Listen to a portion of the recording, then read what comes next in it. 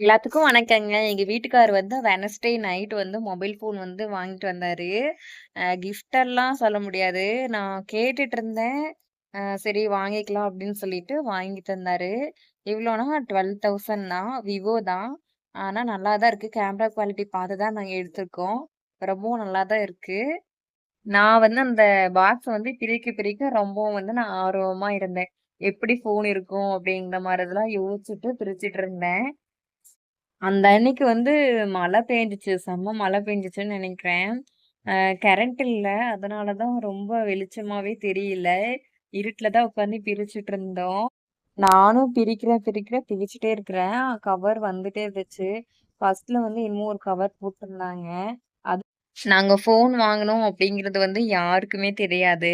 நான் ஒரு டைம் வந்து ஊருக்கு போயிருந்தேன். அப்போ மட்டும் தர்ஷினின்னு சொன்னேன்ல, அவகிட்ட மட்டும் நான் சொல்லிட்டு இருந்தேன். சர்ப்ரைஸ்ங்கிற மாரி தான் சொன்னேன். ஆனா அவளுக்கிட்டயும் நான் சொல்லல. எதுவும் இல்ல அப்படின்னு சொல்லிட்டேன். எங்க அப்பா வீட்லயும் தெரியாது. இங்கேயும் வந்து தெரியாது. அதுக்கு என்ன சொன்னாங்கன்னா, காசு சேவ் பண்ணி வச்சிருக்கலாம் அப்படிங்கிற மாரி சொன்னாங்க. சரி பரவால்ல அப்படின்னு சொல்லிட்டு நாங்க வாங்கிட்டோம். சரி பரவால்ல ஒண்ணு இருந்தா நல்லது தான் அப்படிங்கிற மாரியும் சொன்னாங்க.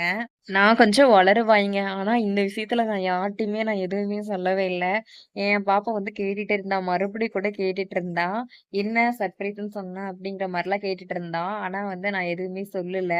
ஏன்னா சொல்லணும்னு தோணல. சரி அப்புறம் சொல்லிக்கலாம் அப்படிங்கிற மாரி தான் நெனச்சுட்டு இருந்தேன். அதனால நான் யார்ட்டயும் சொல்லல. அதுக்கு பிறகு நாங்க ஃபோன் ஓப்பன் பண்ணிட்டோம். பண்ணா ஒரு சார்ஜர் குடுத்துருந்தாங்க. அதுல வந்து ஃபோன் வந்து வயலட் கலரு.